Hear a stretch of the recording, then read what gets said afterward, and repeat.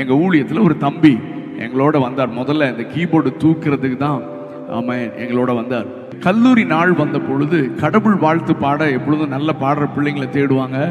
அப்போ இவன் நல்லா பாடுவான்னு தெரியும். இவனை கூப்பிட்டு சொன்னாங்க, டே கடவுள் வாழ்த்து பாடணும், ஆனா அந்த பாட்டில் எந்த கடவுளுடைய பேரும் என்ன செய்யக்கூடாது, வரக்கூடாது. It should be a common song அப்படின்னு சொன்னாங்க. அந்த நாள் வந்தது. என் தம்பியை கூப்பிட்டு பாடுவீங்கன்னு சொன்னோன்னே இவன் பாட்டுக்கு கண்ண பாட ஆரம்பிச்சான். எல்லாவற்றிலும் எல்லோரிலும் சகலவற்றையும் சிருஷ்டித்தவர், சர்வத்தில் உயர்ந்தவர். இவன் பாட்டு கண்ண பாடிட்டு இருந்திருக்கான். பாடிட்டு கடைசியா பரிசுத்தர் பரிசுத்தர்னு பாடின பிரின்சிபல் எந்திரிச்சுட்டே நிறுத்துறான்.